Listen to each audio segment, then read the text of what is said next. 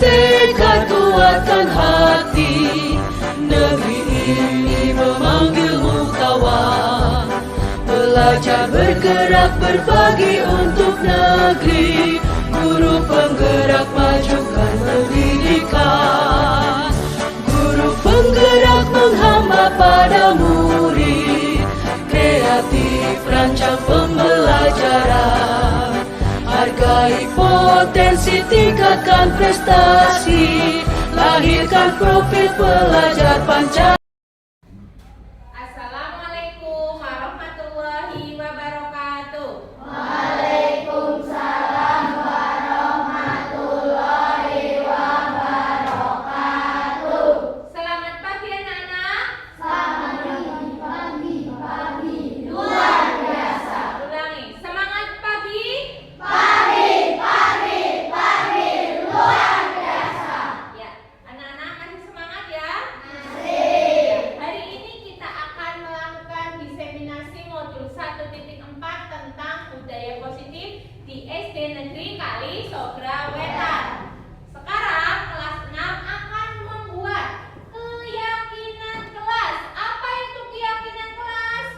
Sesuatu yang diyakini bersama yang berasal dari penyatuan pikiran untuk menjadi nilai-nilai kebaikan untuk diturunkan di kelas-kelas. Ya, kira-kira keyakinan kelas kita di kelas 6 akan dibagi menjadi berapa kelompok? 4. Menjadi 4 kelompok. Apa saja? Disiplin, religius, lingkungan, toleransi. Pintar. Ada disiplin. Kemudian religius. Kemudian peduli lingkungan. Satu lagi Toleransi. toleransi.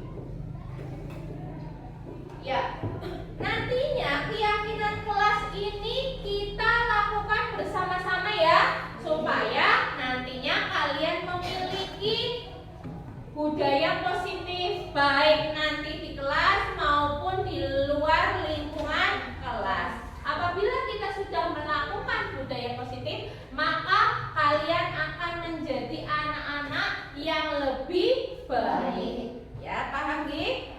Ya, Bu Guru akan membagikan notis, kemudian nanti kalian terbagi menjadi 4 kelompok. Ada kelompok disiplin, kemudian ada kelompok religius, kemudian peduli lingkungan dan toleransi. Sampai di sini ada pertanyaan apa tidak? Tidak. Tidak ada Gi. Ya, bentar, Bu Guru bagikan.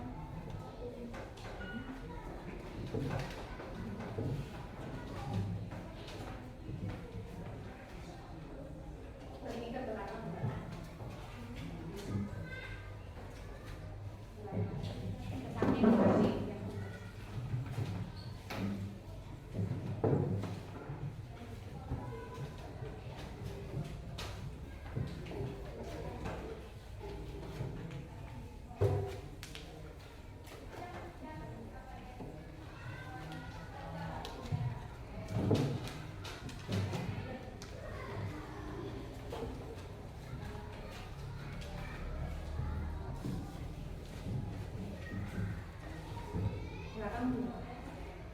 Ya, sekarang kalian tulis. Kalian akan masuk ke kelompok mana? Disiplin kah? Religius kah? Peduli lingkungan kah? Atau toleransi? Ya, Bu Guru beri waktu. Ditulis tadi. Ya.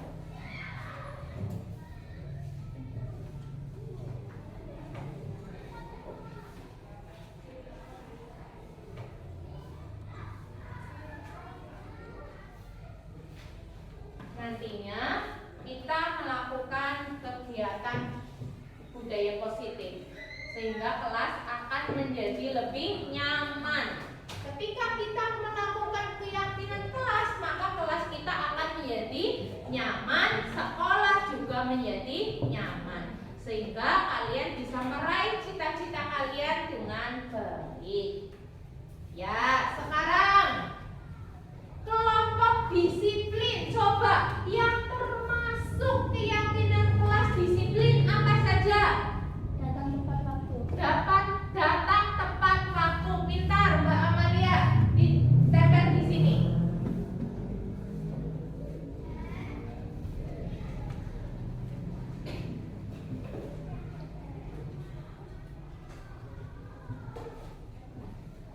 Ya, pintar Mbak Aulia, bagus sekali. Contoh disiplin di sini Mbak Amalia menuliskan datang tepat waktu. Termasuk keyakinan kelas apa tidak? Ya, berarti disiplin mulai hari ini harus kita laksanakan di kelas 6. Kemudian yang termasuk disiplin lagi, contohnya apa? Mengerjakan tugas tepat waktu. Mengerjakan tugas tepat waktu. Bagus Mas Andan, ditempel di sini.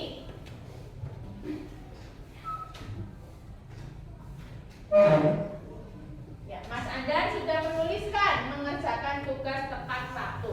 Apalagi contohnya yang termasuk disiplin? Mengikuti kegiatan upacara. Pintar Mbak Belin.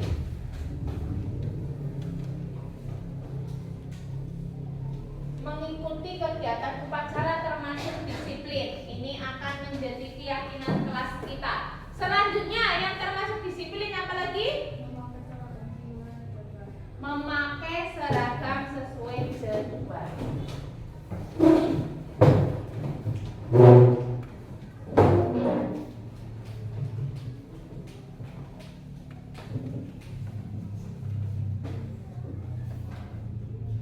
Ya, bagus, pintar.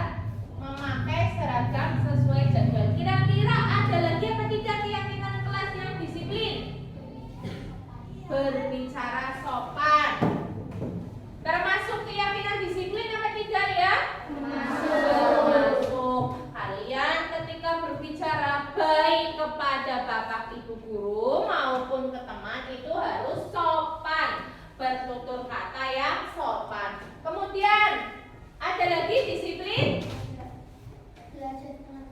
Belajar dengan tekun. Pintar.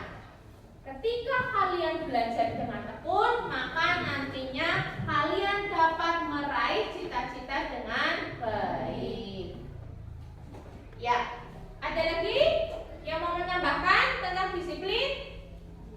Ya, Bu Guru bacakan ya. Keyakinan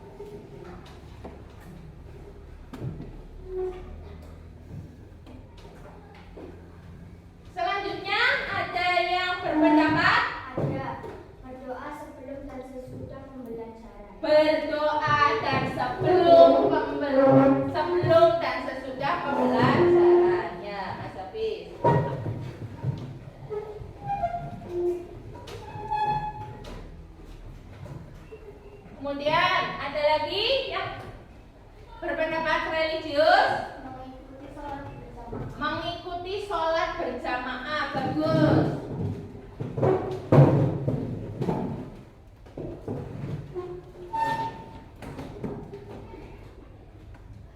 Ada lagi?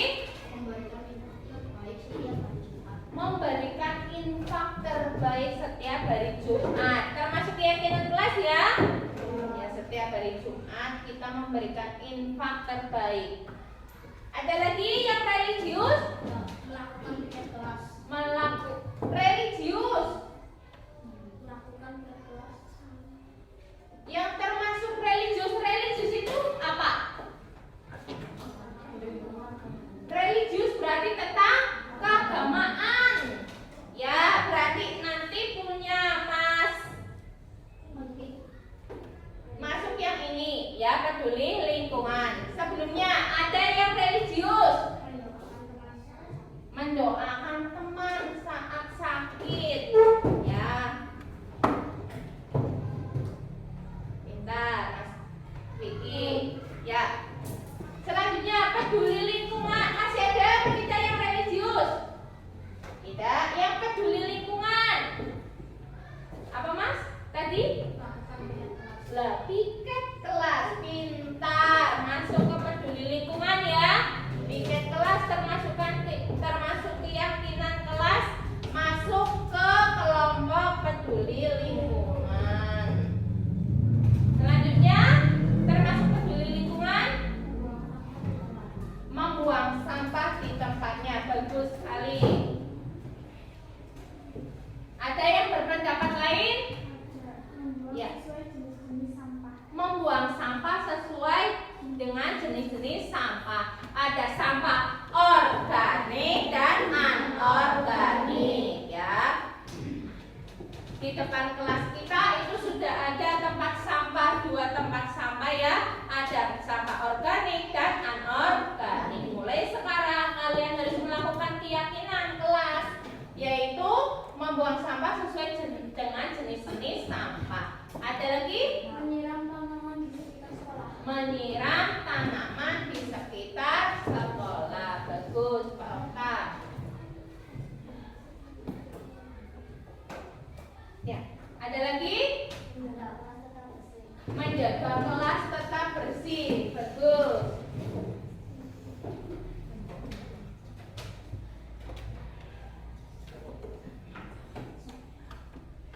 Menjaga kelas tetap bersih. Kemudian ada lagi? Menanam pohon ya, boleh. Bagus. Itu di kelas kalian juga ada bunga ya. Ada lagi? Ya, selanjutnya tentang toleransi. Siapa yang ingin berpendapat tentang toleransi? Menghormati guru dan teman. Bagus sekali Mbak Kinar. Mulai sekarang kita sudah membuat keyakinan kelas tentang menghormati guru dan teman. Harus saling menghormati. Kemudian ada lagi? Tidak memilih teman. Tidak memilih-milih teman. Bagus. Semua teman itu sama ya. Tidak boleh memilih-milih teman. Bagus sekali. Ada lagi? Membantu teman kesulitan. Membantu teman jika kesulitan. Bagus, Mas Rizky. Ada lagi? Bekerja kelompok. Boleh, sini. Ada lagi? Ada menghargai teman. Menghargai teman. Ya, bagus Mas Zahra.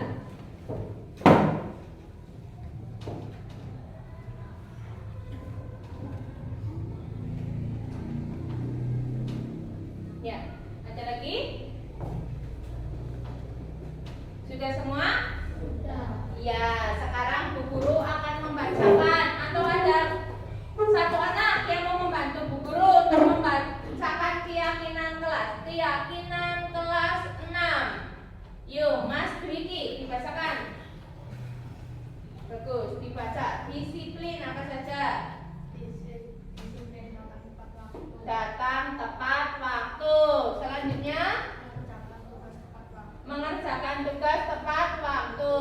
Kemudian mengikuti kegiatan upacara, memakai seragam sesuai jadwal, berbicara sopan, dan belajar dengan tekun. Ya, pintar. Ini tadi adalah keyakinan kelas 6. Mulai sekarang kita melaksanakan keyakinan kelas. Ya, siap apa tidak? Siap. Ya, siap. Semoga dengan keyakinan kelas ini, kelas 6 akan menjadi lebih nyaman, lebih kondusif, sehingga kalian dapat belajar sesuai dengan bakat dan minat kalian. Sepakat, Bi?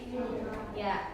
Terima kasih. Wassalamualaikum warahmatullahi wabarakatuh. Waalaikumsalam warahmatullahi wabarakatuh.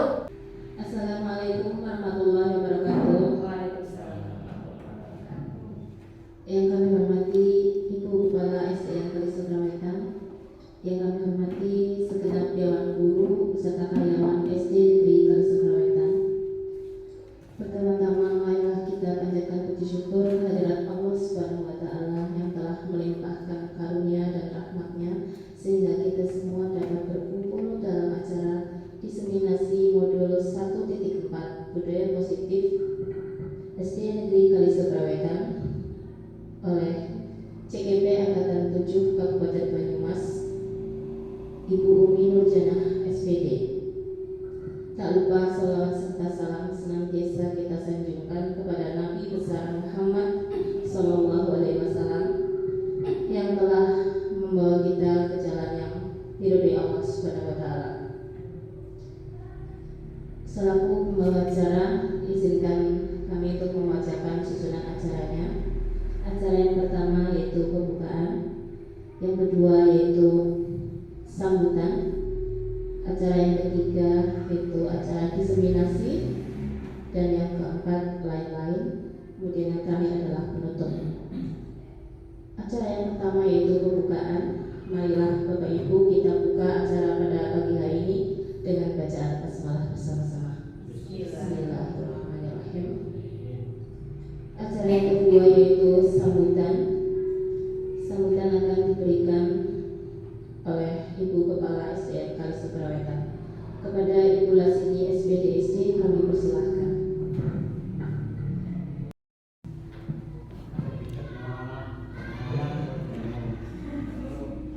Assalamualaikum warahmatullahi wabarakatuh.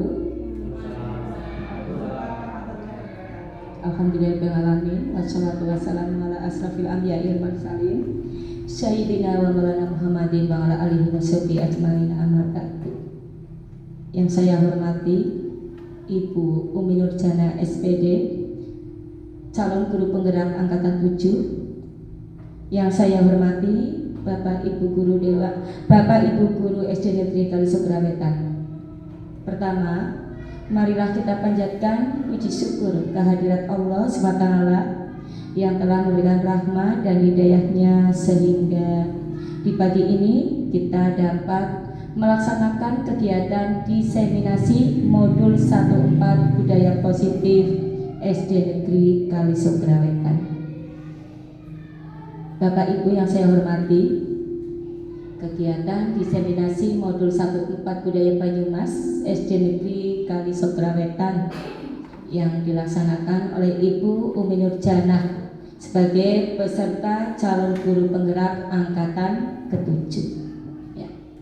Yang pertama saya ucapkan ya selamat kepada Bu Umi Nurjanah yang sudah sampai kegiatan keempat ini dalam kegiatan calon guru penggerak angkatan 7. Yang kedua, dengan kegiatan diseminasi modul 1.4 budaya positif ini, saya harapkanlah ya Bapak Ibu semuanya nanti dapat mencerna dan dapat nantinya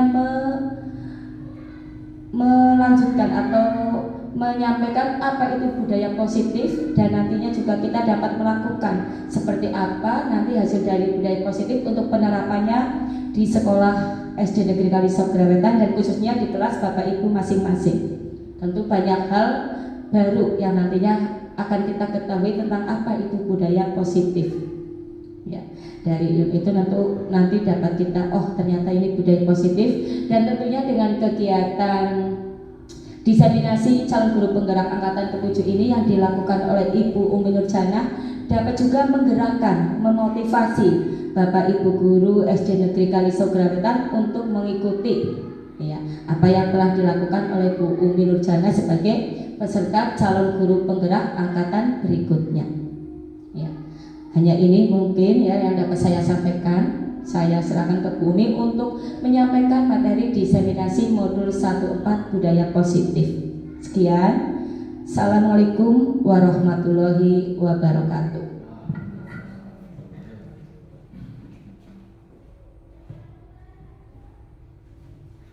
Terima kasih kepada Ibu Lasini SPDSD yang sudah memberikan sambutan. Acara selanjutnya yaitu diseminasi modul 1.4 budaya positif oleh Ibu Umi Nurjana SPB.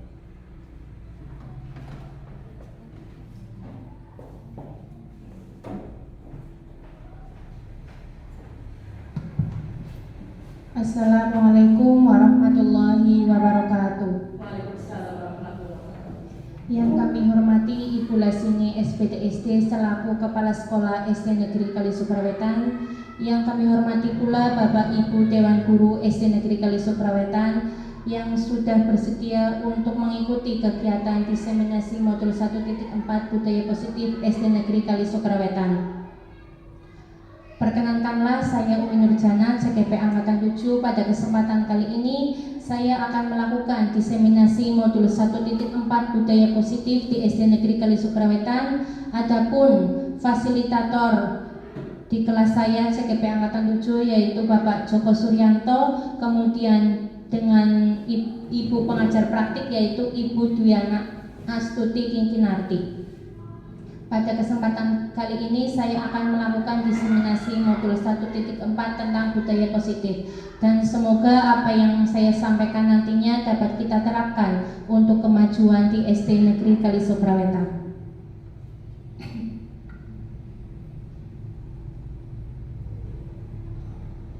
Bapak Ibu yang kami hormati, di dalam saya mengikuti CGP, saya sudah belajar tentang 4 modul.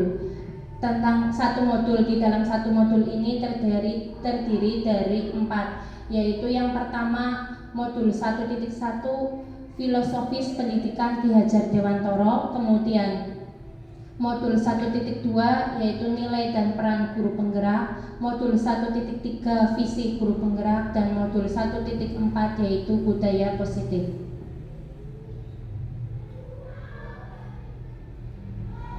Bapak Ibu, di dalam modul 1.1 di sini saya belajar tentang filosofis pendidikan Ki Hajar Dewantoro. Menurut Ki Hajar Dewantoro, tujuan pendidikan adalah menuntun segala kodrat yang ada pada anak agar mereka dapat mencapai kebahagiaan dan keselamatan yang setinggi-tingginya, baik sebagai manusia maupun sebagai anggota masyarakat. Dan di dalam modul ini Ki Hajar Dewantoro menegaskan bahwa dalam pendidikan hendaknya sesuai dengan kodrat alam dan kodrat zaman, sehingga pendidikan ini tidak bersifat statis tetapi dinamis. Pendidikan yang menuntun, bukan menuntut nih Bapak Ibu, pendidikan yang memerdekakan anak, sehingga nantinya kita dapat menghasilkan peserta didik yang memiliki budi pekerti.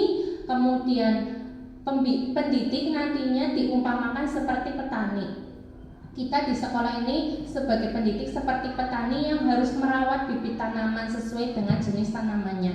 Jadi nih Bapak Ibu, kita memiliki peserta didik. Peserta didik di sini kita umpamakan sebagai tanaman padi. Tanaman padi ini dapat tumbuh dengan baik apabila disiangi rumputnya, kemudian kita pupuk nih Bapak Ibu, dan nantinya ketika kita sudah merawat bibit tanaman dengan baik, maka kita juga akan memanen hasil padinya dengan yang bagus, kemudian baik dan banyak. Begitu pula dengan kita di SD. Ketika kita menerapkan siswa kita penerapannya itu kita merawat peserta didik kita, maka insya Allah juga peserta didik kita nantinya bisa menjadi anak yang memiliki budi pekerti yang baik. Kemudian apa yang Anda percaya tentang murid sebelum pembelajaran di kelas? Sebelum belajar modul 1.1. Pada awalnya saya itu sebelum belajar modul sebagai guru, saya ini masih meyakini beberapa hal. Yang pertama, guru adalah sumber utama pembelajaran. Kemudian yang kedua, nilai akademik siswa adalah yang paling utama. Jadi saya waktu itu ketika belum belajar di CGP, bahwa guru ini adalah sumber utama pembelajaran. Keberhasilan tidaknya itu semua ada di guru. Kemudian yang kedua, nilai akademik itu siswa itu yang paling utama. Itu sebelum belajar modul. Kemudian yang ketiga, guru itu harus mampu mentransfer ilmu kepada peserta didik secara klasikal. Di sini secara ceramah, diskusi, dan tanya jawab. Kemudian saya juga menganggap peserta didik tidak akan paham jika tidak diterangkan oleh guru. Kemudian yang keempat, terdapat jarak antara guru dengan murid agar murid ini lebih disiplin. Kemudian setelah saya belajar modul 1.1 yaitu tentang filosofis pendidikan Ki Hajar Dewantara, saya mendapat ilmu nih Bapak Ibu di dalam CGP. Sehingga yang pertama saya dapatkan di modul 1.1 itu pengajaran tidak sama dengan pendidikan. Pengajaran ini adalah salah satu pendidikan tetapi tidak sama dengan pendidikan. Kemudian yang kedua, seorang pendidik ini harus bagaimana Bapak Ibu? Seorang pendidik itu harus menuntun segala kodrat yang ada pada anak agar mereka dapat mencapai keselamatan dan kebahagiaan yang setinggi-tingginya, baik sebagai manusia maupun sebagai anggota masyarakat. Jadi di sini anak memiliki dua kodrat. Yang pertama yaitu kodrat alam, yang kedua kodrat zaman. Kodrat alam mereka sudah membawanya dari masing-masing anak itu sudah membawa dari rumah nih Bapak Ibu, itu kodrat alam. Kemudian kodrat zaman, berarti anak nantinya bisa mengikuti perkembangan teknologi, perkembangan zaman. Kemudian yang ketiga, mengibaratkan diri sebagai seorang petani. Kita dapat mengibaratkan diri sebagai petani dan anak adalah sebagai benih. Misalkan yaitu benih padi. Kita sebagai petani kan hanya dapat menuntun tumbuhnya padi, tapi kita dapat memperbaiki kondisi tanah. Contohnya nih Pak Parno, menanam tanaman di sawah, kan otomatis Pak Parno memupuknya.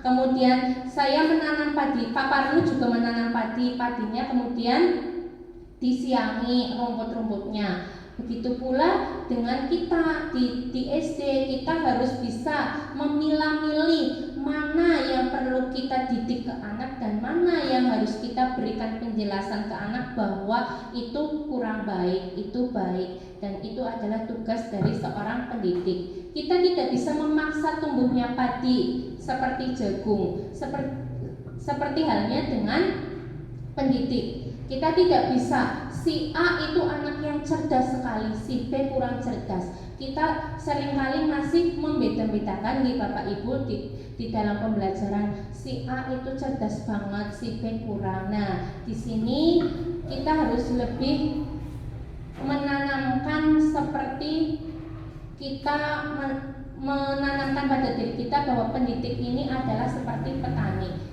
Kita menanam padi, ya tumbuhnya sewajarnya padi. Jangan disamakan seperti jagung. Seperti itu.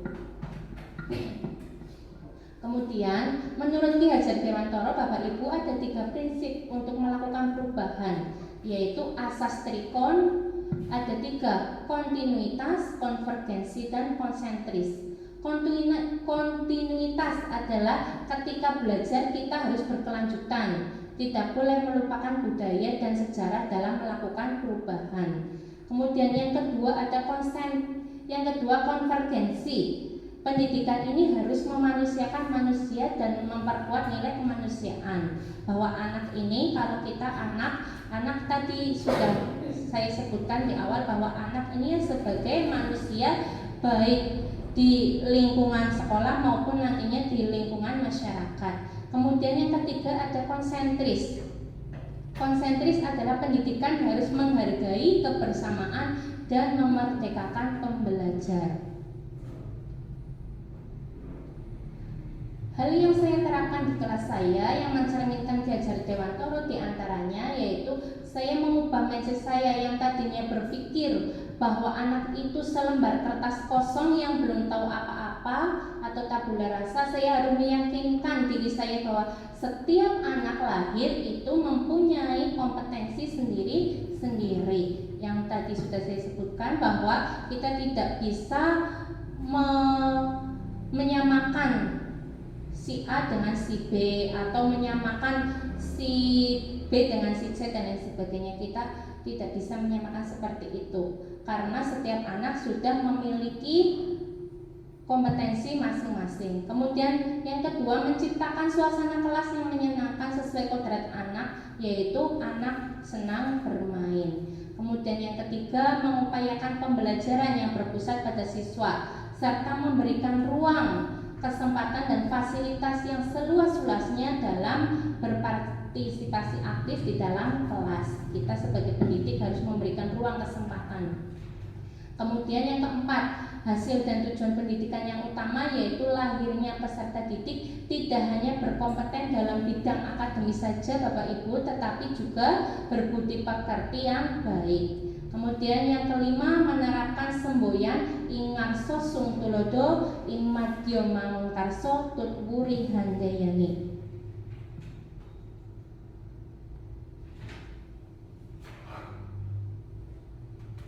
Kemudian tadi adalah modul 1.2 Bapak Ibu, yang kedua modul 1.1, kemudian yang kedua ada modul 1.2 yaitu nilai dan peran guru penggerak.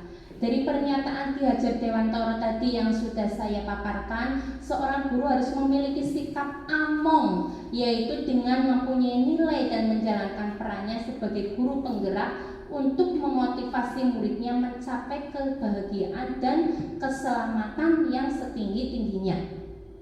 Di dalam modul 1.2 ada nilai guru penggerak. Yang pertama yaitu berpihak kepada murid. Kemudian yang kedua mandiri, ketiga reflektif, keempat kolaboratif, dan kelima inovatif. Selain itu juga ada peran guru penggerak Bapak Ibu. Yang pertama yaitu pemimpin pembelajaran, kemudian yang kedua mewujudkan kepemimpinan murid, yang ketiga pendorong kolaborasi, kemudian yang keempat menjadi coach bagi guru lain, dan yang kelima penggerak komunitas praktisi. Ya, berpihak pada murid Bapak Ibu, yang pertama dengan memperkuat nilai berpihak pada murid, maka kita harus melakukan beberapa hal. Yang pertama, bergerak dengan mengutamakan kepentingan murid bukan kepentingan pendidik. Kemudian yang kedua, menyediakan suasana belajar dan proses pembelajaran yang positif serta berkualitas bagi murid. Kemudian yang ketiga, memberikan kebebasan pada murid untuk berpendapat sekaligus berkarya. Dan yang keempat, menuntut murid menjadi manusia yang selamat dan bahagia sebagai manusia maupun anggota masyarakat. Yang kelima, memfasilitasi murid dalam kebutuhan belajarnya. Dan yang keenam, mendukung dan memotivasi murid dalam belajar. Berpihak pada murid di sini apabila kita terapkan, maka nantinya murid lulusan murid di SD Negeri Kalisograwetan insya Allah bisa menjadi anak yang bisa bermanfaat bagi dirinya khususnya dan bagi orang lain. Kemudian ada nilai mandiri. Contohnya yang pertama, terus belajar sepanjang hayat. Kemudian berkomitmen dalam melakukan perubahan positif, terutama yang berpihak pada kepentingan murid. Yang ketiga yaitu mengembangkan diri tanpa menunggu adanya pelatihan yang ditugaskan oleh sekolah, dinas, atau pihak lain. Yang keempat, memperhatikan kualitas kinerja dan hasil kerja dan terus melakukan perbaikan. Contohnya di sini kita sebagai pendidik biasa mengikuti pelatihan-pelatihan di Bapak Ibu. Ini juga bisa untuk menambah ilmu bagi diri kita yang nantinya dapat kita terapkan kepada murid, yang nantinya juga apabila pelatihan-pelatihan itu kita terapkan ke murid, maka hasil akhirnya itu yaitu dapat berpihak pada kepentingan murid, serta dapat menambah kualitas hasil kerja yang sudah kita laksanakan. Selain itu kita juga harus terus melakukan perbaikan. Nilai reflektif. Contohnya nilai reflektif yang pertama, memaknai pengalaman secara positif, apresiatif, dan produktif. Memanfaatkan pengalaman-pengalaman tersebut sebagai pembelajaran untuk dapat menuntun diri, menuntun murid, dan sesama yang nantinya dapat menangkap pembelajaran positif sehingga mampu menjalankan peran dari waktu ke waktu. Berbagi pengalaman dengan guru lain atau teman sejawat sehingga bisa melakukan perbaikan secara bersama-sama. Selain itu, nilai reflektif juga merupakan kegiatan pembelajaran di kelas dalam rangka mewujudkan perbaikan dan perubahan positif. Contohnya ketika kita sedang di kantor nih Bapak Ibu, biasanya kita cerita tentang apa yang ada, kesusahan apa yang ada di kelas kita, kemudian nanti kita pecahkan bersama-sama. Ini juga bisa termasuk ke bagian berbagi pengalaman dengan guru lain atau teman sejawat, sehingga nantinya apa yang menjadi masalah atau kendala di kelas kita dapat kita perbaiki bersama-sama dengan mendengarkan masukan dari Bapak Ibu guru teman sejawat lain. Kemudian nilai kolaboratif. Contohnya yang pertama yaitu mengkomunikasikan kepada semua pihak mengenai pentingnya keberpihakan pada murid.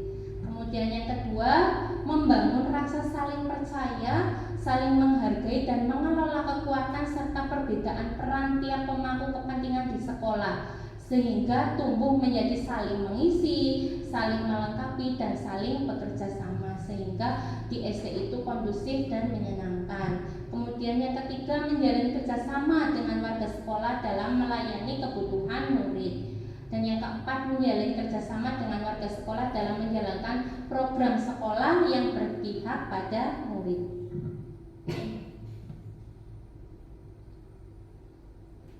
Ya, nilai inovatif yang dapat kita terapkan.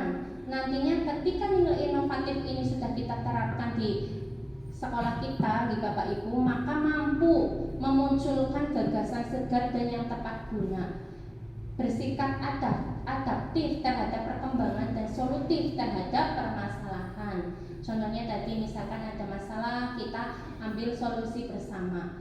Kemudian yang ketiga, menggunakan potensi yang ada di sekitar untuk mendukung dan meningkatkan kualitas pembelajaran murid. Yang keempat, mengajak komunitas praktisi untuk bersama-sama berinovasi dalam kegiatan pembelajaran. Contohnya baik dalam metode, kemudian media pembelajaran, sumber belajar yang disesuaikan dengan kebutuhan dan karakteristik siswa. Kemudian selain itu juga dapat membuat video pembelajaran yang mendukung kegiatan belajar murid. Kemudian modul 1.4 Bapak Ibu ada visi guru penggerak.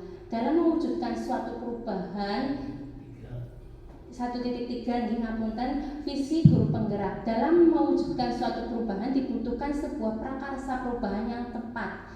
Selain itu juga dibutuhkan komunikasi dan kolaborasi dari seluruh elemen. Oleh karena itu diperlukan manajemen perubahan dengan pendekatan inquiry apresiatif atau IA, yaitu yang merupakan pendekatan manajemen yang dimulai dengan menggali hal-hal positif, keberhasilan yang telah dicapai dan kekuatan yang dimiliki sebelum menapak pada tahap selanjutnya dalam melakukan perencanaan perubahan menggunakan tahapan bagja. Bapak Ibu, apa itu visi? Visi adalah representasi visual kita akan masa depan. Visi ini merupakan pandangan atau wawasan ke depan yang dijadikan cita-cita, dijadikan inspirasi, motivasi pada masa yang akan datang. Imajinasi tentang murid dan lingkungan sekolah di masa depan. Bapak Ibu, pasti kita memiliki imajinasi nggih, apa yang menjadi angan-angan imajinasi kita tentang murid dan lingkungan sekolah di masa yang akan datang. Contohnya yaitu 5-10 tahun. Apa sih yang kita dambakan? Apa sih yang kita imajinasikan selama kurun waktu 5-10 tahun yang akan datang? Contohnya yang pertama yaitu kita mengimajinasikan bahwa peserta didik kita atau murid kita itu memiliki religius, kemudian cerdas, terampil, cakap teknologi, kreatif, mandiri, dan bergotong royong. Sepakat nih Bapak Ibu, pastinya kita semua mengidamkan bahwa 5-10 tahun yang akan datang murid kita nantinya dapat memiliki nilai-nilai yang sudah saya paparkan, yaitu ada religiusnya, kemudian mereka juga cerdas, mereka terampil, mereka cakap teknologi, kemudian mereka kreatif, mandiri, dan bergotong royong. Lingkungan sekolah yang bagaimana? Lingkungan sekolah yang bagaimana yang harus kita adakan di SD kita, yaitu lingkungan sekolah yang ramah anak, kemudian yang aman, nyaman, kemudian ada sarana dan prasarana yang lengkap dan yang mendukung pembelajaran yang berpihak pada murid. Kita memimpikan murid-murid yang merdeka dan bahagia, kemudian dapat mengembangkan potensi sesuai bakat dan minatnya masing-masing, sehingga mereka menjadi murid yang religius, yang cerdas, yang terampil, yang cakap teknologi, kemudian yang kreatif, yang mandiri, dan bergotong royong. Kita percaya bahwa murid adalah benih yang istimewa. Benih ini memiliki potensi, memiliki bakat serta minat, kemudian memiliki pengetahuan dan keterampilan yang berbeda, sehingga perlu dibimbing agar berkembang secara maksimal. Di sekolah kita mengutamakan pembentukan budi pekerti, kemudian ada pembiasaan budaya positif, kemudian ada keteladanan dan pembelajaran yang berpihak pada murid, sehingga dapat memberikan ruang yang seluas-luasnya bagi mereka untuk mengembangkan bakat dan minat. Murid di sekolah kita itu sadar betul bahwa nantinya mereka datang ke sekolah untuk apa nggih? Mereka sadar di dalam diri mereka bahwa mereka datang ke sekolah itu untuk mencapai cita-cita, karena sekolah adalah gerbang untuk mencapai cita-cita, sehingga mereka nantinya dapat senantiasa belajar dengan giat, sehingga dapat menggali potensi dan karakter yang sudah mereka miliki, lebih kita tebalkan lagi di sekolah kita. Kemudian kita warga sekolah meyakini bahwa kita dapat memberikan pembelajaran yang bermakna bagi murid dan senantiasa menuntun murid sesuai kodratnya agar mencapai kebahagiaan dan keselamatan yang setinggi-tingginya.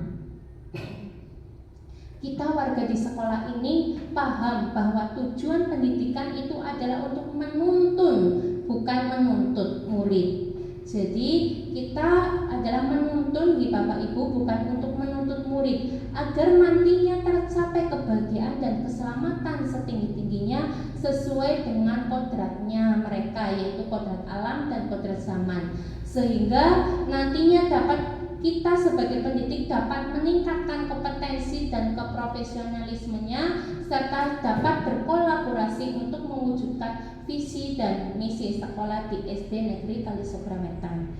Kemudian adapun tadi visi melalui tahap Bagja, Bapak Ibu. Bagja ini merupakan akronim singkatan dari 5 langkah utama yang dilakukan dalam sebuah proses inquiry apresiatif. Yang pertama B, buat pertanyaan utama.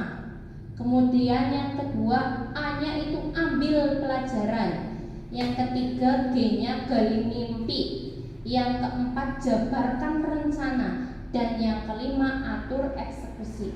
Apabila tahapan bagja ini sudah dilaksanakan, maka tentunya insya Allah visi yang ada di sekolah itu adalah visi yang nantinya bisa mendorong sekolah menjadi sekolah yang berpihak pada murid, sekolah yang nyaman untuk murid, dan bisa menghasilkan murid atau peserta didik yang nantinya bisa untuk berguna di masa yang akan datang.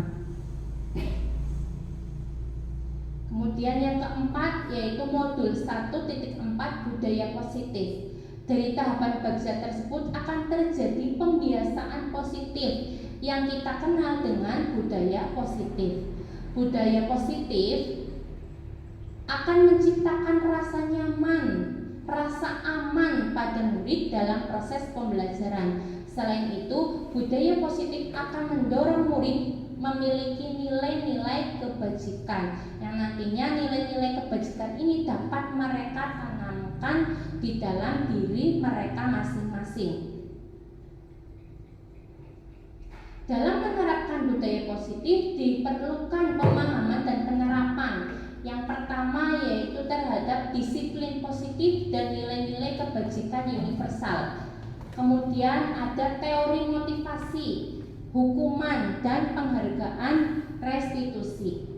Kemudian ada keyakinan kelas, ada kebutuhan dasar manusia dan dunia yang berkualitas.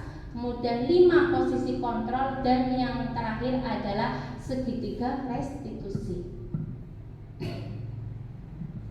Di sini Bapak Ibu di depan yang dapat Bapak Ibu simak nih ada disiplin positif, ada bagian disiplin positif yaitu teori kontrol oleh William Glasser nih. Yang pertama itu Anda tidak bisa mengontrol orang lain, hanya Anda yang bisa mengontrol diri Anda. Maksudnya apa? Di sini ada makna disiplin, belajar kontrol diri dengan menggali potensi kita agar tercapai tujuan mulia, yaitu sesuatu menjadi seseorang yang kita inginkan berdasarkan nilai-nilai yang kita hargai. Kemudian ada teori motivasi. Di sini untuk menghindari hukuman, kemudian untuk mendapatkan imbalan, yang ketiga untuk menghargai diri sendiri. Yang nantinya teori motivasi ini menjadi nilai-nilai kebajikan universal dan dapat kita turunkan menjadi keyakinan kelas. Kemudian ada model berpikir. Yang kelima yaitu ada 5 posisi kontrol, yaitu sebagai penghukum, kemudian pembuat rasa bersalah, yang ketiga teman, yang keempat pemantau, yang kelima manajer. Dan nantinya 5 posisi kontrol ini kita turunkan kembali menjadi segitiga restitusi. Fungsinya untuk apa segitiga restitusi? Nantinya dapat menstabilkan identitas, memvalidasi kebutuhan, kemudian menanyakan keyakinan. Kemudian ada 5 kebutuhan dasar manusia Bapak Ibu, yaitu penguasaan, kemudian kasih sayang dan rasa diterima, kemudian ketenangan, kemudian kebebasan. Apakah makna disiplin Bapak Ibu? Makna disiplin ini berasal dari bahasa Latin yang artinya belajar. Makna asal dari kata ini berkonotasi dengan disiplin diri dari murid-murid. Ini sesuai dengan Socrates dan Plato. Kemudian disiplin diri ini dapat membuat orang menggali potensinya menuju sebuah tujuan apa yang dia hargai. Kemudian makna kata disiplin sering berubah menjadi sesuatu yang dilakukan seseorang pada orang lain untuk mendapatkan kepatuhan. Kecenderungan umum nantinya kita ini sering memaknai disiplin yaitu menghubungkannya dengan ketidaknyamanan, bukan dengan apa yang kita hargai atau pencapaian suatu tujuan yang mulia. Adapun disiplin positif ini adalah pendekatan mendidik anak untuk melakukan kontrol pada dirinya dan pembentukan sebuah kepercayaan diri. Disiplin positif ini dapat menanamkan motivasi untuk menjadi orang yang mereka inginkan dan menghargai diri sendiri dengan nilai-nilai yang mereka percaya tanpa pengaruh adanya hukuman atau hadiah, sehingga berpengaruh pada motivasi intrinsik yang berdampak pada jangka panjang. Adapun nilai kebajikan universal sesuai dengan profil pelajar Pancasila, yaitu ada beriman, bertakwa kepada Tuhan yang Maha Esa dan berakhlak mulia, berkebinekaan global, bergotong royong, mandiri, kreatif, dan bernalar kritis. Biasa ada lagunya nih Bapak Ibu, profil pelajar Pancasila.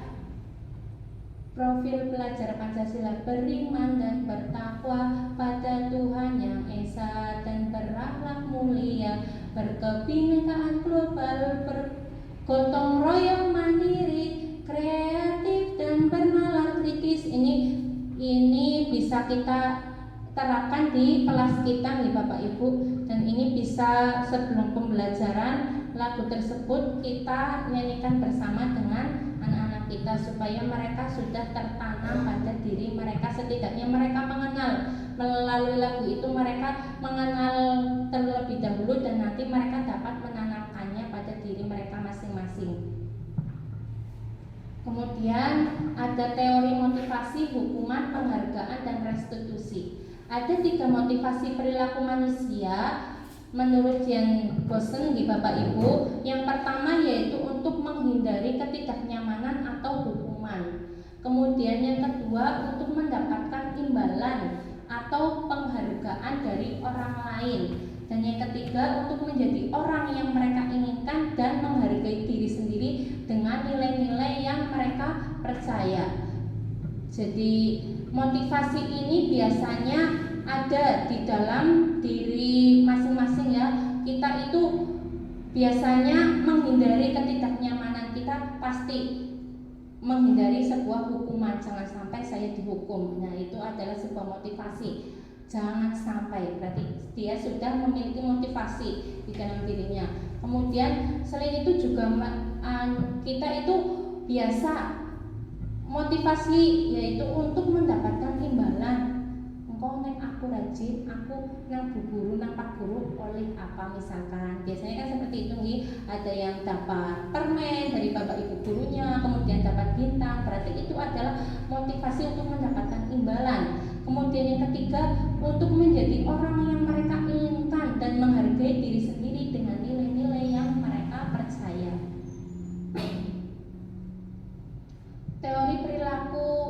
Teori motivasi perilaku manusia. Yang pertama yaitu motivasi eksternal, yaitu tadi untuk menghindari ketidaknyamanan atau hukuman. Apa yang terjadi apabila saya tidak melakukannya? Ini contoh pertanyaan yang ada dalam diri. Ketika kita tidak membuang sampah sembarangan, otomatis kita tidak dihukum. Kemudian contohnya lagi, ketika saya mengerjakan PR, maka saya tidak akan dihukum. Itu adalah contoh pertanyaan yang biasa ada di dalam diri kita. Kemudian ada motivasi eksternal, untuk mendapatkan imbalan dari orang lain atau institusi. Biasanya ini apa yang akan saya dapatkan apabila saya melakukannya. Ini adalah yang biasa ada di benak atau pikiran kita. Misalkan saya sudah manut ke bapak ibu guru, maka apa sih ya yang akan saya dapatkan dari bapak ibu guru? Biasanya kan seperti itu, Pak Guru, saya sudah membuang sampah di tempat sampah. Oh iya, bagus, nanti Pak Guru nilai B ya, kan biasanya seperti itu. Dan itu merupakan motivasi eksternal pada diri setiap manusia. Kemudian yang ketiga ada motivasi internal, yaitu tujuan dari disiplin positif, untuk menghargai diri sendiri. Saya akan menjadi orang yang seperti apa bila saya melakukannya. Ini menghargai diri sendiri. Contohnya, oh ya, saya sudah membuang sampah sembarangan, maka saya menghargai diri saya sendiri bahwa apabila saya membuang sampah di tempat sampah, maka saya sudah menerapkan salah satu keyakinan yang sudah saya buat dengan Bapak Ibu guru misalnya, yaitu keyakinan untuk bisa menjaga lingkungan sekolah atau lingkungan kelas. Kemudian contoh untuk menghargai diri sendiri lagi apa? Yaitu ketika saya mengerjakan tugas, maka saya menghargai diri saya. Saya itu adalah anak yang bisa membuktikan pada diri saya bahwa saya anak yang memiliki nilai keyakinan kelasnya, yaitu disiplin. Contohnya seperti itu. Kemudian di sini ada disiplin, contoh identitas gagal, kemudian ada hukumannya di sini, kemudian identitas sukses, yaitu apa konsekuensinya dan apa restitusinya. Biasanya yang pertama, contoh hukuman di Bapak Ibu, sesuatu yang menyakitkan yang harus terjadi, maka konsekuensinya sesuatu itu harus terjadi. Kalau restitusi itu adalah merupakan pilihannya. Ketika tidak nyaman untuk murid atau untuk waktu jangka panjang, maka konsekuensinya tidak nyaman untuk murid dalam jangka waktu pendek. Kemudian ada restitusi Bapak Ibu. Restitusi di sini untuk apa? Untuk menguatkan murid atau anak dalam waktu yang jangka panjang. Biasanya ketika kita melakukan hukuman, maka ada korban. Korban ini mendapatkan keadilan. Kita biasa melakukan itu, maka kalau konsekuensi apabila murid mendapat hukuman itu ada korban yang bisa diabaikan. Kamu tidak mengerjakan tugas, kamu menulis, misalkan menulis saya tidak akan melakukannya lagi, satu lembar buku, satu lembar halaman kertas, saya tidak akan melakukan perbuatan yang tidak terpuji. Biasanya kan seperti itu Bapak Ibu. Dan ini kalau di konsekuensinya kan mereka berarti anak ini merasa tidak nyaman. Tapi kalau di restitusi nanti mereka murid ini akan mendapatkan penguatan bagaimana solusi yang terbaik. Kemudian ada perilaku pasif agresif di dalam hukuman. Kalau di dalam konsekuensi ini ada penguatan yang hanya bertahan dalam jangka waktu yang pendek. Kalau di restitusi ini ada masalah yang terpecahkan. Kemudian di dalam hukuman itu ada sistem tidak akan berjalan bila murid ini tidak takut. Jadi murid itu harus takut. Tapi kalau di konsekuensi ini memerlukan monitoring dan supervisi terus-menerus dari guru. Kalau di dalam restitusi murid belajar bertanggung jawab untuk perilakunya. Perilaku mereka itu dapat dipertanggungjawabkan oleh diri mereka masing-masing. Kemudian berlaku hanya pada sebuah institusi atau tidak berlanjut pada kehidupan nyata, ini kalau hukuman. Kalau konsekuensi maka membantu penerapan mengikuti peraturan dalam masyarakat. Kemudian kalau restitusi di sini yaitu fokus pada pemecahan masalah dalam jangka waktu yang panjang, bukan dalam jangka waktu yang pendek. Peraturannya, contoh hukuman, kamu kan tahu bahwa kamu harus mengerjakan tugas seperti itu. Nah, kalau di konsekuensi itu siswa harus tahu apa aturannya, kenapa saya harus mengerjakannya, kemudian mampukah kamu melakukannya, dan ada terima kasih biasanya. Kemudian apa yang kalau di restitusi ini apa yang kamu yakini? Kenapa kamu harus meyakini kamu melakukan disiplin positif, yaitu mengerjakan tugas tepat waktu. Nah, mengapa kamu harus mengerjakan tugas tepat waktu? Ini harus diyakini dalam diri masing-masing. Kemudian apa yang bisa kamu lakukan untuk memperbaiki masalah ini? Masalahnya apa ketika kamu tidak mengerjakan tugas? Kita melakukan restitusi, kita tanya ke anak, apa yang bisa kamu lakukan untuk melakukan perbaikan masalah ini. Kemudian kalau di hukuman ini biasanya murid atau anak peserta didik ini membenci sebuah peraturan. Tapi kalau di konsekuensi ini murid atau anak ini biasanya menghormati peraturan.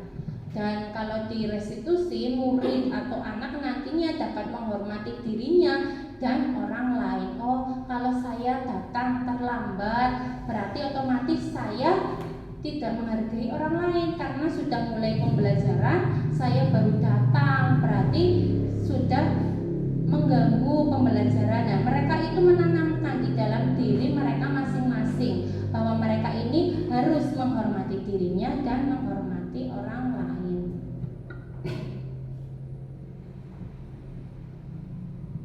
Contoh dihukum oleh penghargaan, yaitu penghargaan ini dapat menurunkan kualitas, penghargaan dapat mematikan kreativitas, penghargaan dapat mengurangi motivasi intrinsik. Penghargaan ini dapat menurunkan kualitas, contohnya kita sudah memberikan apresiasi atau penghargaan ke orang lain. Ini ternyata Bapak Ibu dapat menurunkan kualitas. Biasanya anak-anak itu saja nih yang dapat, anak yang lain itu tidak mendapatkan biasanya. Nah, ini ternyata dapat menurunkan kualitas, dapat mematikan kreativitas. Lah, aku wis oleh penghargaan iki wis oleh bintang tanpa guru-guru. Aku wis pernah oleh permen misalkan. Itu ternyata dapat mematikan kreativitas. Dia itu tidak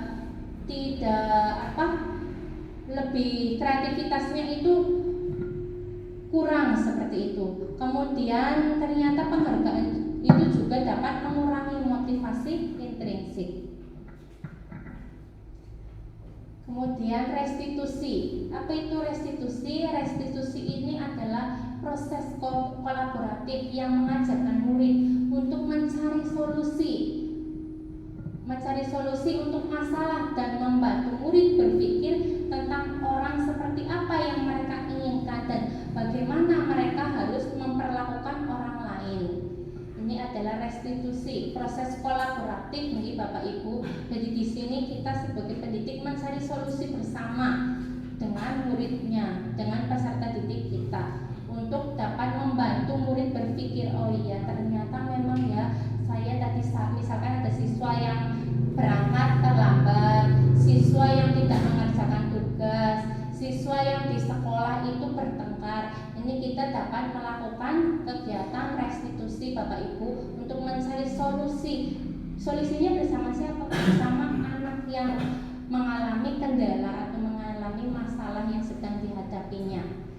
Jadi nanti mereka tahu, oh ternyata saya memang harus berangkat lebih awal. Ternyata saya kalau di sekolah tidak boleh bertengkar, dan mereka mencari solusinya masing-masing. Restitusi di sini adalah proses menciptakan kondisi bagi murid untuk memperbaiki kesalahan sehingga mereka bisa kembali pada kelompok mereka dengan karakter yang lebih kuat. Restitusi juga merupakan proses kolaboratif yang mengajarkan murid mencari solusi dan masalah mereka sehingga mereka dapat berpikir tentang orang seperti apa yang mereka inginkan sehingga nantinya menjadi tujuan yang mulia, dan mereka juga harus memperlakukan orang lain dengan baik.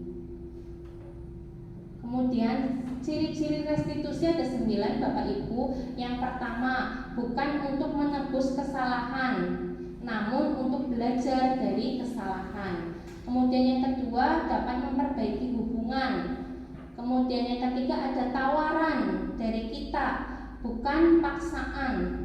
Kemudian yang keempat, restitusi ini menuntun untuk melihat ke dalam diri masing-masing. Kemudian yang kelima, restitusi mencari kebutuhan dasar yang mendasari tindakan. Kemudian yang keenam, restitusi diri adalah cara yang paling baik. Yang ketujuh, restitusi fokus pada karakter bukan tindakan. Yang kedelapan, restitusi fokus pada solusi. Yang kesembilan, restitusi mengembalikan murid yang berbuat salah pada kelompoknya. Segitiga restitusi ini Bapak Ibu. Di sini kita dapat di dalam segitiga restitusi ada menstabilkan identitas, kemudian menanyakan keyakinan, kemudian validasi tindakan yang salah. Contohnya di sini, kamu tentu contoh pertanyaan kepada murid, misalkan ada murid yang tidak mengerjakan PR.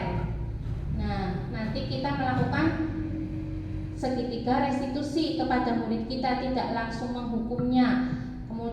Contohnya bagaimana? Yang pertama, mengapa kamu tidak mengerjakan PR? Di sini berarti kamu tentu punya alasan. Kita menanyakan alasannya. Apa sih alasan kamu tidak mengerjakan PR? Contohnya anak menjawab, maaf Bu, tadi malam saya tidurnya terlalu larut malam, lupa tidak belajar misalkan. Kemudian adakah cara yang lebih efektif untuk mendapatkan apa yang kamu butuhkan? Ini juga bisa kita tanyakan ke siswa. Kemudian setiap orang pasti pernah melakukan kesalahan. Jadi kita ini tanya ke siswa, iya, semua orang pasti punya kesalahan. Bapak Ibu guru juga pernah melakukan kesalahan. Ini pertanyaan-pertanyaan untuk menstabilkan identitas nih Bapak Ibu. Kemudian kamu ini bukan satu-satunya yang pernah melakukan. Nah, dari kegiatan menstabilkan identitas, menanyakan keyakinan, kemudian nanti memvalidasi tindakan yang salah, jadi nanti mereka tahu solusinya, mereka dapat memecahkannya bersama kita. Kemudian kita juga menanyakan, kamu ingin menjadi orang seperti apa? Kamu sebenarnya inginnya yang bagaimana? Apakah kamu ingin tidak mengerjakan PR terus? Kayak gitu. Itu misalkan kalau yang tidak mengerjakan PR ya Bapak Ibu. Kalau yang bertengkar misalkan, kita juga menanyakan, sebenarnya kamu menginginkannya yang seperti apa sih? Kamu kok selalunya bertengkar? Kayak gitu misalkan. Tapi menggunakan kalimat yang lebih halus lagi. Kamu ingin menjadi orang yang seperti apa misalkan. Kemudian nanti yang terakhir kita juga harus meyakinkan kepada anak tentang keyakinan kelas apa yang telah disepakati. Jadi kita kan sudah punya keyakinan kelas nih Bapak Ibu. Contoh keyakinan kelasnya yaitu ada keyakinan religius. Keyakinan religius contohnya apa? Berdoa sebelum dan sesudah melakukan pembelajaran. Kemudian melakukan Asmaul Husna, kita kan sudah sering melakukannya nih setiap hari kepada siswa, terus mengucapkan salam. Itu adalah keyakinan kelas religius. Kemudian tentang disiplin tadi contohnya apa? Tidak disiplin, keyakinan kelas disiplin berarti mengerjakan tugas tepat waktu, memakai seragam lengkap. Itu contoh keyakinan kelas. Nah, ketika ada anak yang tidak mengerjakan PR, kita yakinkan lagi kepada anak bahwa kita sudah membuat keyakinan kelas. Berarti keyakinan kelas yang mana yang tidak kamu laksanakan, seperti itu. Kemudian contoh menstabilkan identitas. Menstabilkan identitas ini untuk membuat murid yang merasa gagal karena berbuat salah menjadi positif terhadap dirinya. Contohnya, kita sebagai pendidik mengucapkan atau berkata berbuat salah itu manusiawi, tidak ada manusia yang sempurna. Bapak Ibu guru juga pernah berbuat salah. Kita juga bisa menyelesaikan permasalahan ini ya anak-anak. Bapak Ibu ini tidak tertarik untuk mencari tahu siapa yang benar dan siapa yang salah. Tapi Bapak Ibu guru ini lebih tertarik untuk menyelesaikan masalahnya. Kalau kamu menyalahkan dirimu sendiri terus-menerus, apakah kamu bersikap baik pada diri kamu? Gitu kan tadi sudah ada ya, berarti keyakinan yang untuk dirinya dan untuk orang lain. Kemudian ada validasi tindakan yang salah. Validasi ini bagaimana? Validasi ini dapat membantu murid mengenali apa yang ingin dipenuhi ketika melakukan kesalahan itu. Contohnya kita dengan berkata, kamu bisa saja kan melakukan yang lebih buruk, tapi kamu tidak melakukannya kan. Kemudian kamu pasti punya alasan mengapa kamu melakukannya. Kamu pasti punya alasan kenapa kamu tidak mengerjakan PR. Apa yang penting bagi kamu? Oh, ternyata kalau kita mengerjakan PR, kita ini lebih tahu lagi pembelajaran yang belum kita pahami. Kita bisa belajar dengan orang tua di rumah, itu contohnya. Kemudian kamu boleh tetap berusaha menjaga sikap itu, tapi tambahkan sikap yang lain yang baru. Contohnya ini adalah validasi tindakan yang salah. Kemudian, maukah kamu belajar cara lain untuk mendapatkan yang kamu butuhkan tanpa harus memukul? Misalkan ini adalah anak yang bertengkar. Biasanya ada murid yang tukaran gitu Bapak Ibu, pukul-pukulan. Lah ini bisa kalimat tanya ini bisa kita tuturkan ke anak. Kemudian dengan menanyakan keyakinan, yaitu menyiapkan anak untuk meyakini nilai-nilai yang dipercaya dan menjadi orang yang paling diinginkan. Contohnya kita sebagai guru berkata bahwa kehidupan seperti apa yang kamu inginkan. Apakah kamu ingin menjadi orang yang lebih sukses, lebih bertanggung jawab dan dapat dipercaya? Bagaimana jika kamu sudah menjadi orang yang kamu inginkan? Ini contoh menanyakan keyakinan kepada anak. Nah, ini Bapak Ibu keyakinan kelas. Keyakinan kelas ini adalah salah satu budaya positif yang dapat dikembangkan dan diterapkan di kelas. Murid nantinya akan lebih tergerak dan bersemangat untuk menjalankan keyakinannya daripada hanya sekedar mengikuti serangkaian peraturan. Tapi keyakinan kelas ini nantinya dapat mereka terapkan di diri mereka masing-masing dan di kelas mereka masing-masing. Nah, ini contoh dari kesepakatan kelas. Kesepakatannya, kami guru dan murid yang saling menyayangi. Kemudian kami murid yang semangat belajar. Kami murid yang peduli dengan teman-teman. Kalau contoh kesepakatan kelasnya nih Bapak Ibu tadi sudah saya sampaikan, bisa religius, bisa disiplin, bisa mencintai lingkungan sekolah. Kemudian ini contohnya kesepakatan kelas, datang tepat waktu berarti masuk ke keyakinan disiplin. Mengucapkan salam berarti masuk ke keyakinan religius. Menjaga kebersihan sekolah berarti masuk ke keyakinan menjaga lingkungan sekolah. Berdoa dan sebelum kegiatan, maka ini masuk ke dalam contoh religius. Aktif dalam pembelajaran. Kemudian tertib, ada lagi contohnya yaitu menghargai Bapak Ibu guru, bertutur kata sopan. Ini juga bisa kita masukkan ke dalam kesepakatan kelas. Kemudian kegiatan pendalaman keyakinan kelas. Ya, lanjut Bu Yogi. Nah, di sini ada peraturan, mana yang peraturan, kemudian keyakinan kelasnya ini apa, nilai kebajikan yang dituju. Contohnya, lagi Bu. Nah, ini ada peraturan. Kalau di dalam peraturan kan selalu kembalikan buku ke tempatnya. Ini adalah peraturan di Bapak Ibu, peraturan selalu kembalikan buku ke tempatnya setelah literasi. Kalau keyakinan kelasnya apa? Oh, ternyata ada nilai kebajikan yang dituju yaitu tanggung jawab. Kemudian peraturan dilarang mengganggu orang lain, tidak menghormati orang lain, dilarang mengganggu orang lain. Berarti ini masuk ke menghormati orang lain dan diri sendiri kalau di dalam keyakinan kelas. Kemudian ada peraturan hadir di sekolah 15 menit sebelum pembelajaran dimulai. Ini masuk keyakinan kelas yang mana? Masuk ke menghormati orang lain, yaitu komitmen pada tujuan. Kemudian ada peraturan dilarang melakukan kekerasan. Ini masuk ke dalam keyakinan kelas. Oh, ternyata kita harus menjaga keselamatan, harus menghormati orang lain. Kemudian peraturan dilarang menggunakan narkoba. Keyakinan yang mereka miliki karena apa? Oh, karena ini menyangkut tentang kesehatan. Kemudian bergantian atau menunggu giliran. Ini masuk ke dalam keyakinan kelas menghormati orang lain. Kemudian kesabaran juga bisa. Ada peraturan menggunakan masker. Keyakinannya apa? Oh, ternyata dengan kita menggunakan masker kita dapat menjaga kesehatan, dapat menjaga keselamatan.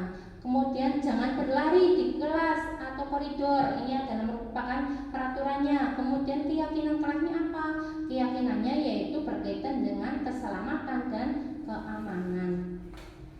Kemudian kebutuhan dasar manusia Bapak Ibu, ini ada kebutuhan bertahan hidup, misalnya yaitu kesehatan, rumah, kemudian makanan. Ini masuk ke dalam kebutuhan hidup. bertahan hidup, kemudian cinta dan kasih sayang, kemudian ada kebutuhan dasar lagi yaitu penguasaan atau pengakuan atas kemampuan, kemudian ada nilai kebutuhan kebebasan atau pilihan, dan yang kelima ada kesenangan. Kebutuhan dasar apa yang dibutuhkan ini? Contohnya, ibu guru bilang, aku tidak boleh bersenandung sewaktu mengerjakan tugas. Katanya kelas harus tenang, tidak ada suara. Padahal kan aku senang menyanyi. Ya, ke yang sebelumnya Bu Yogi. Berarti kira-kira dari kalimat yang ini masuk kebutuhan yang mana Bapak Ibu? Jadi mereka yang mana? Kesenangan. Kemudian lanjut, ibu guru tidak menyapaku hari ini padahal aku memakai jepit rambut baru loh. Nah, biasanya terutama muridnya Bu Nur kelas 1 itu masih bu guru kerudungku baru misalkan. Nah, ini masuk kebutuhan dasar yang mana Bapak Ibu? Apa? Kasih, sayang, dan rasa diterima atau kesenangan atau penguasaan kebebasan. Tadi mereka menggunakan jepit bando. Nah, masuk yang mana Pak Bagus? Nggih? Kasih sayang, ya. Kemudian selanjutnya Bu Yogi, aku bosan, masa belajarnya hanya itu saja, hanya mendengarkan bu guru saja, aku bosan. Nah, ini masuk ke kebutuhan dasar yang mana? Berarti Bapak Ibu kira-kira? Aku bosan, belajarnya sama Pak Guru, Bu Guru hanya itu saja. Berarti masuk ke mana? Kebutuhan bertahan hidup, atau cinta dan kasih sayang, atau kesenangan, atau kebebasan? Mana nih Bapak Ibu? Masuk ke dalam kebebasan. Kebebasan. Lanjut. Kemudian aku sebal gambarku tidak rapi, tapi malah bu guru menunjukkan ke teman-teman di depan kelas. Nah, ini masuk ke dalam yang aku sebal. Aku sebal gambarku kan tidak rapi, tapi bapak ibu guru malah menunjukkan ke teman-teman, ini loh gambarnya Nisa, ini loh gambarnya Umi misalkan. Nah, ini berarti masuk ke yang mana? Masuk ke kepuasan, ya. Nah, ini posisi kontrol nih Bapak Ibu, 5 posisi kontrol. Ada 5 posisi kontrol, ada penghukum, pembuat orang merasa bersalah, kemudian sebagai teman, sebagai pemantau, dan sebagai manajer. Biasanya kita menghukum dengan cara menghardik, menyakiti atau menyindir anak nih Bapak Ibu. Kalau contoh pembuat orang bersalah, posisi menghindari hukumannya ini biasanya kita itu berceramah, bawa ceramah. Kemudian seharusnya kan kamu gini kayak gitu. Ibu kecewa kenapa kamu tidak mengerjakan. Itu adalah posisi kontrol sebagai pembuat orang bersalah. Kalau sebagai teman, ini biasanya membuatkan alasan-alasan untuk muridnya dapat mengharapkan imbalan atau ketergantungan pada orang lain. Kalau dalam posisi pemantau, kita menghitung dan mengukurnya. Kemudian kalau manajer berarti dengan cara mengajukan pertanyaan. Untuk apa? Untuk dapat menghargai diri sendiri. Ini adalah identitas berhasil sukses tentang kontrol diri. Kemudian kalau guru misalkan berkata, penghukum lagi, kalau kamu tidak melakukan, awas ya, gitu. Itu termasuk kalimat seperti itu ternyata termasuk kalimat penghukum di Bapak Ibu. Kemudian untuk pembuat orang bersalah, contohnya lagi, kamu seharusnya kan sudah tahu bahwa kamu harus mengerjakan tugas, kenapa kamu tidak? Ibu sudah lelah loh mengatakan seperti ini karena kamu tidak manut ke bu guru, misalkan. Itu termasuk kalimat yang membuat orang merasa bersalah. Kemudian hasilnya ketika kita melakukan penghukum, maka anak ini justru memberontak, menyalahkan orang lain, dan bisa jadi anak ini melakukan kebohongan. Kemudian kalau membuat orang bersalah, merasa bersalah, biasanya hasilnya ini menyembunyikan atau menyangkal, kemudian mereka juga berbohong. Kalau sebagai teman, ini nanti peserta didik biasanya lebih ketergantungan. Kemudian kalau pemantau, kita sebagai pemantau dalam melakukan posisi kontrol ini menyesuaikan diri bila diawasi. Jadi kita itu sedang diawasi Pak Guru Bu Guru, maka diam. Kita sedang diawasi Pak Guru Bu Guru, maka baru membuang sampah di tempat sampah. Tapi kalau posisi manajer ini bisa kita lebih menguatkan pribadinya. Ya. Demikian tadi Bapak Ibu yang dapat saya sampaikan. Sebelumnya izinkan saya untuk membacakan puisi yang sudah saya buat selama saya mengikuti CGP dari modul 1.1 sampai 1.4. Saya membuat sebuah puisi yaitu Malaikat Kecil Harapan Bangsa, karya Umi Nurjana. Pagi yang cerah, kusambut tawariang yang kerap bertendang. Ucapan salam nan lembut dari mulut mungilnya. Kau gendong tas dengan penuh semangat. Dunia kalian sungguh sederhana, bukan dunia keluh kesah, apalagi gundah gulana. Dunia kalian hanyalah dunia kecil, dunia bebas tertawa, canda tanpa sedih ataupun duka.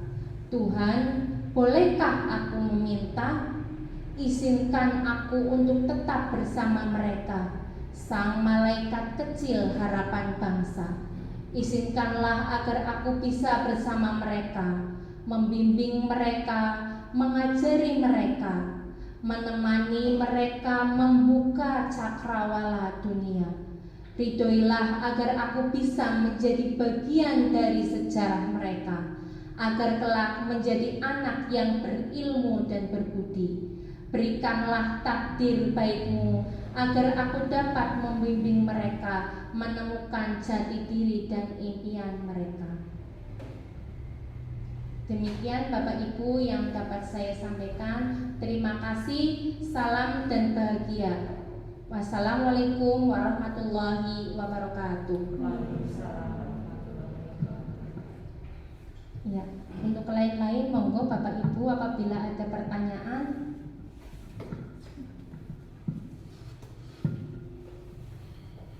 Tidak ada pertanyaan di Bapak Ibu, berarti cukup nih. Terima kasih Bapak Ibu atas waktunya, dan alhamdulillah diseminasi modul 1.4 budaya positif CGP angkatan 7 dapat saya laksanakan, dan terima kasih, semoga apa yang saya tadi sampaikan dapat bermanfaat bagi SD kita tentunya, dan bisa menambah wawasan untuk saya khususnya dan Bapak Ibu juga nih Bapak Ibu. Terima kasih. Assalamualaikum warahmatullahi wabarakatuh. Waalaikumsalam.